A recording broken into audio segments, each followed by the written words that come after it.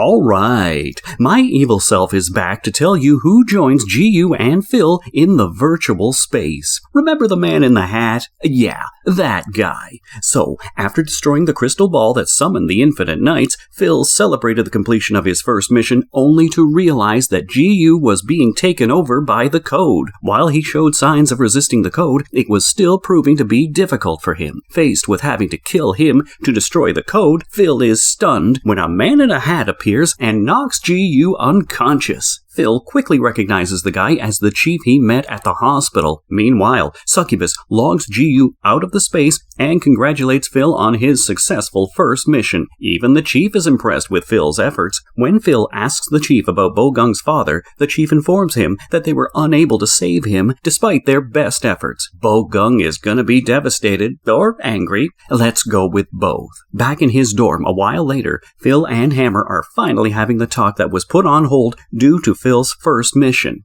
Hammer informs Phil that he was repeatedly challenged during Ticket of Fantasy by a bot of his making. So the reason why Succubus is so impressed with Hammer is because he caught her attention by hacking her game. Oh, great tactic. Tired after his mission, Phil replies that he wasn't interested in either this information or Hammer himself. When Hammer retorts about his interest in Phil, he is left with nothing but an option to deploy his door-slamming and retreating into the safety of his room tactic. Phil meets Succubus the next day to request a different room. When she asks why he would suddenly want to shift, he says that because his roommate was gay. Say what? For real though? Come on. Hysterically laughing at Phil's response, Succubus makes to leave just as GU gets there. While Succubus is happy to see him back, GU assures Phil that he wouldn't have to save him in a mission ever again. Phil can only think about how bleak his options are, with a gay, chocolate-loving Hammer the Pixel on one side and the ever-competitive serial killer GU on the other. Meanwhile, an angry Bo-gung exits the test center at the fortress with agents congratulating him on this being the fastest test yet. Uh-oh, I can smell trouble here already. Mr. Glasses and the chief discuss how uniquely talented this bunch of new recruits are. Phil's high BTP, GU's immunity to the code, and Bo-gung's reflexes. Oh, and the genius of Hammer, too. At school the next day, Il-soo rushes to get Soo-young before they both go to meet Phil. While Il-soo promptly apologizes for calling the cops on Phil, Soo-young inquires about how Phil was deemed innocent. Prepared with a Mr. Glasses approved answer, Phil tells his friends that he was framed by someone, and that the person was now caught. Now, really convinced by this reply, Soo-young leaves the two other boys on their own to wonder why she was this angry. Meanwhile, Il-soo has also been enrolled in the school, and he is already deeply unimpressed with his peers. In the cafeteria, a few bullies try to threaten him because he was occupying the leader's seat, but an adamant GU stays put. Right on time, Bo-gung gets to the cafeteria. To everyone's surprise, he simply takes up another seat, instead of throwing a tantrum or looking for a fight, like the earlier Bo-gung would have. GU realizes that Bo-gung and his ripped muscles are an asset to the code, and hence decides not to go get on Bo-gung's wrong side. At the fortress, Hammer is attempting to convince Succubus into letting other star players of Ticket of Fantasy become members of the Forcers and help with cracking the code. Mr. Glasses quips in with a rule of the fortress, recruiting Forcers only when they have encountered the code. Once left alone with his evil thoughts, Hammer decides to make it so that the mercenaries of Ticket of Fantasy have to face the code. That evil laugh is making it really difficult for anyone to believe this guy is on the right side of things here. Later, the chief finds GU at school and informs him that he was taking up the role of the school nurse to keep a close eye on the Forcers. In the nurse's office, GU is thinking about how the chief, In Yoon Choi, is a high-level professor, class Forcer, only second to the highest master class when he is appointed the leader of the school Forcer group. As his first task as the leader, he asks Phil, Bo-gung, and a set of Forcer twins to reach a location at the construction site the next day. When Phil gets to the meeting place the following day, he accesses the underground Forcer training center of the fortress and is in awe of the place. When he meets the chief there, Phil was a tiny bit slow in giving his USB drive back. This earned him a solid shove from the chief, who proclaims he intended to teach Phil to be ruthless. Oh, and it turns out that Phil wasn't the only one with a swollen face and bruises after facing the chief, since In Yoon found a reason to fight with Ji-yu as well as Bo Gung in his determination to teach the guys to be ruthless in order to survive. The chief even entrusted the group with a decision to make. In order to improve their physical abilities, everyone is to pursue 2 martial arts that they would declare the next day. Phil is in school the next day thinking about exactly this decision and totally not paying attention to whatever is going on in class when disaster strikes. A bloodied kid interrupts the class but drops to the floor before he can complete his warning, and then Il-soo walks in, soaked in blood, and wearing his high-tech Sonax VR projector. The code has finally reached the school, and who could have been better than the tech-savvy Il-soo to wreak havoc on its behalf? Empowered with the code, Il-soo continues to attack anyone who gets in his way. Neither is the teacher spared, who is flung away by Il-soo, nor is a fellow classmate Young-il spared, whose neck Il-soo bites. Extreme zombie apocalypse vibes here. Seeing everybody as helpless at handling this situation, Bo Gung attempts to save the day by pushing young Il out of harm's way. While he takes in the consequences of Il-soo's love for technology, he orders everyone remaining in the class to leave. And then, it is all just a display of Bo Gung's brute strength to control Code Il-soo. He even tries to get Il-soo to wake up and fight the code. But sadly, not even Bo Gung is enough for Code Il-soo, as he sends Bo Gung flying after a good shove. Just as it looks like this is the end of the line for Bo Gung, Ji-yu interrupts with full intentions of using the blade in his hand in an attempt to stop Code Il-soo. A serial killer, immune to the code, dealing with someone possessed by the code? Oh, interesting. Anticipating Ji-yu's attack, Bo Gung asks him to stop and mentions that Il-soo is a friend. Even as Code Il-soo continues to be rabid and Ji-yu plans to slash off his artery, Phil steps in to stop the mess. Thinking about the chief's wise words of being aware of the responsibility of a forcer to save lives, Phil attempts to control Code Il-soo. Spotting Il-soo's VR projector, Phil quickly connects his USB drive to gain access, while Bo Gung holds Code Il-soo down. On Bo Gung's insistence, Phil leaves to get to a link chair and sees that Ji-yu has also had the same thought. At the fortress, Mr. Glasses is informed about the situation at the school. Because of the number of witnesses present at the incident, Mr. Glasses issues an order to kill Il-soo. Oh, brutal. This guy. I mean, knowing that multiple students have died due to the code, and possibly due to the fortress too, this guy still believes that the death of another will be a beautiful sacrifice? As I said,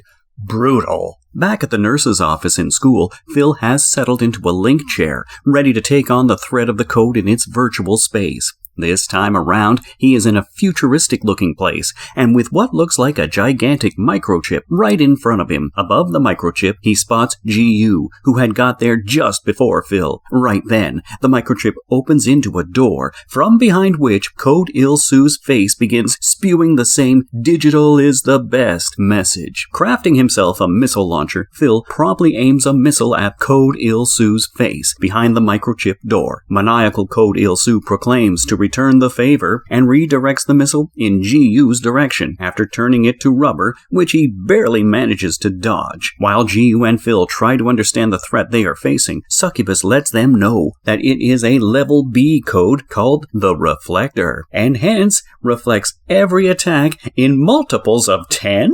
Yikes! She further tells the guys that the only way to take down the Reflector would be to attack it with something above its potential. While she knows that this cannot be tackled by beginner-level forcers, she also hopes that the combination of Phil's high BTP and Ji-yu's code immunity is capable of pulling off a miracle. Even as Phil asks Succubus about Il-soo, agents of the fortress have a gun aimed at Code Il-soo's head, who is still being held back by Bo Gung at the school. Struggling to keep Code Il-soo still, Bo Gung manages to stall the agents enough so that they don't kill him immediately. But it sure looks like they are a loyal bunch. Things are looking bad for Il-soo at the moment. As Bo Gung continues to resist the agents of the fortress, they inform him of the difficulties in handling victims of the Reflector as time goes by. Not willing to lose a friend, Bo Gung is still unconvinced about letting them kill Il-soo. Just then, a weird spike protrudes from the back of Code Il-su's head and pierces Bo-gung in his forehead, causing him to roll away in shock and pain. The agents realize that the code has already taken full hold of Il-su,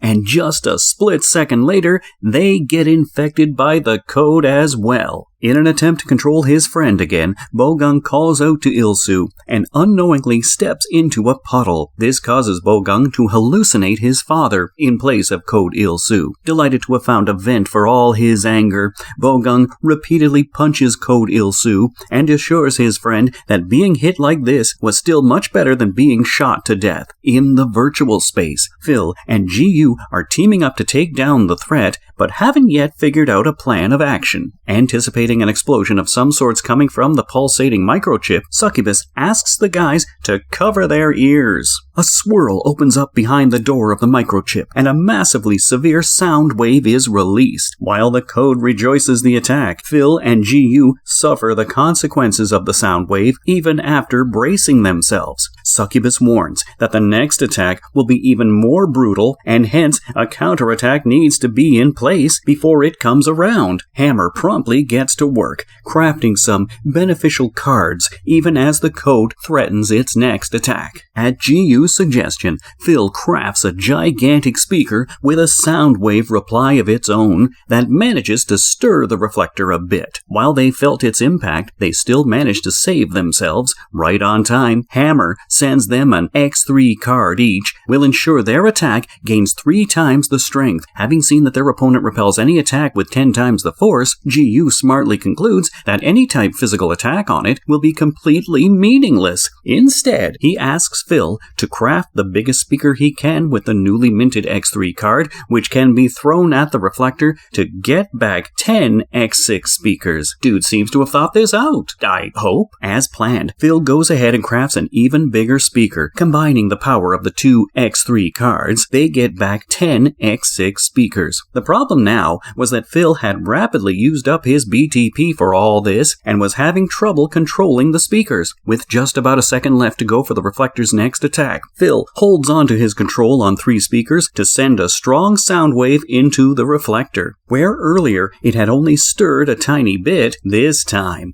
it definitely felt the impact and opened up to reveal its core. Since Phil's BTP had completely run down by now, Ji-yu takes it upon himself to craft a massive rifle and aims it at the core. His bullet ricochets off the core, and Ji-yu is knocked out due to its impact. While all hopes seem to end for Phil, the Chief gets there just in time. Taking careful aim at the core with his gun, the Chief pulls the trigger. The next day, Phil wakes up with a start after Code Il-su tortures him in a nightmare. When he looks around the dorm, he finds it deserted and wonders what Hammer was up to. Meanwhile, Il-su is in a meeting with the Chief. He is told that they decided to spare his life because Bo-gung was adamant about it. The Chief further mentions that Il-su was responsible for the deaths of 4 other school students. He says that the fortress has decided that Il-su will live at the Round of Forcer going forward, since living a normal life in such a situation would not be easy. The ROF, he explains, is a subsidiary of the training center. Il-su relays all this information to Bo-gung a while later when they go on a walk together, and says that if Il-su tries to contact his folks or friends, the fortress will make good on their decision of ending his life. He also takes the opportunity to thank Bo-gung for saving his life. As Il-su silently says goodbye to his parents from afar, he wonders what his life ahead will look like. Well, now at least he knows for sure that he has a friend in Bo-gung. At the fortress, the mystery of Hammer's disappearance becomes clear. With not so subtle intentions on his mind, he hacks into the system to divert the guards away from the server room. Once successfully inside, he gets to work copying the dummy data of the unknown code. He is surely going to cause some big-time trouble. While Hammer is hacking away, the others meet the Chief at the training center, where they inform him of their choice of martial arts. After announcing that their training will begin the next day, the Chief ends the meeting. In the server room of the fortress, Hammer notices a question mark beside the name of one ID, Longtail. Out of curiosity, he downloads the data and makes his way out of there before anyone notices him. Once safely back at his own computer, Hammer looks through the list of gamers doing well playing Ticket of Fantasy. He goes through the stats and details of the first 3 names on the list: Blitz, Agni, and Akasha. He finds that while Blitz is a lightning-wielding sorcerer, Agni has talent with flames, and Akasha uses dark magic. Satisfied that he has good candidates, he puts in place the next step in his grand plan. Yeah, trouble sure is brewing here. Where Hammer is busy hacking away, Phil is shocked to find that GU switched rooms and is now his new roommate. Well, this is going to be fun, or torture, one of the two. See you next time.